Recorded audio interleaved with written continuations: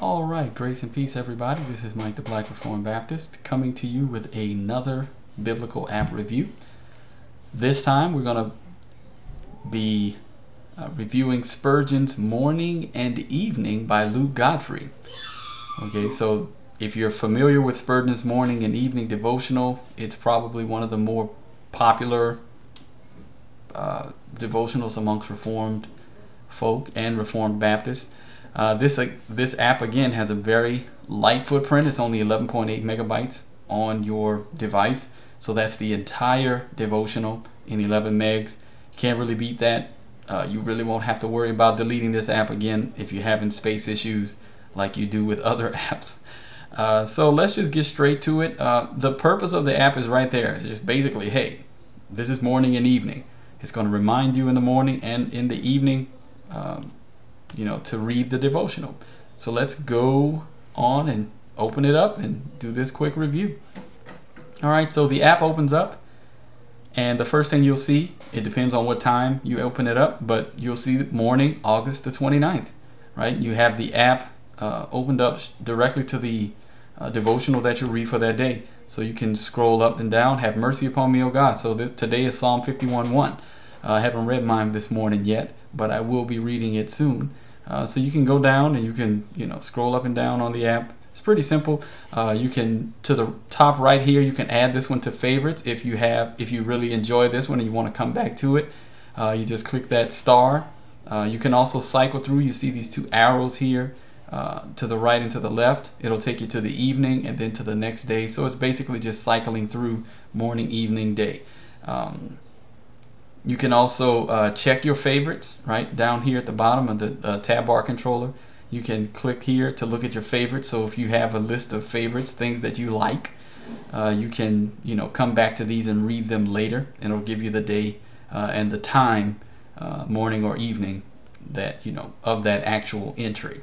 You can also search. So let's say you want to do a search for Psalm 51. You click that search button down there. You type Psalm 51, and there you go. You've got the three entries in the devotional that mention Psalm 51.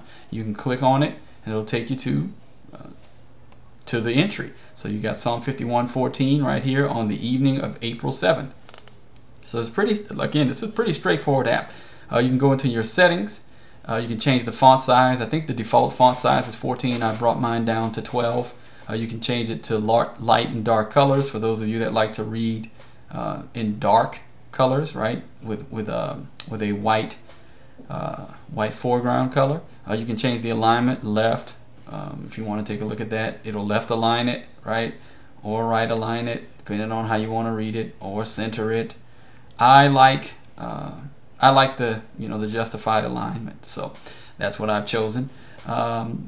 You can also set reminders for yourself. So if you want a reminder in the morning to read this, let's say if you want to read it at 6:30, I'm crazy, I'm up at that time, so you can click done. If you want it at 6:30 p.m. For the evening, click there, and it'll send you reminders for whenever you want to read it. So we can go back here.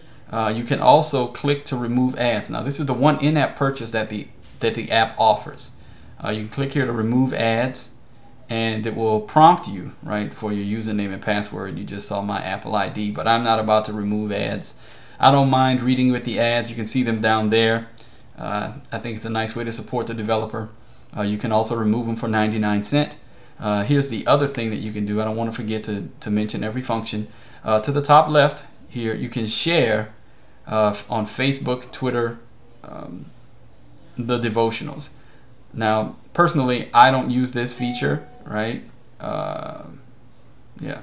So I don't use this feature because the app itself sends out a link, and I'm just like, Twitter, you don't need to post the entire thing to Facebook or Twitter, or it's just something that I don't use personally. But if you like, you can actually use it, right? You'll see you can evening of April 7th, and you just kind of send it out to LukeWebsterDesign.com, the devotional, right, on your Twitter account. And you all know my Twitter account already. So that's pretty much it. I mean, the app is fairly straightforward. It's a simple app. Again, but it's helpful to have the devotional whenever you're with your phone. You can always read this devotional. So don't forget to like, comment, and subscribe. And thank you all for viewing the video. And I'll see you on the next one. All right, grace and peace. Bye.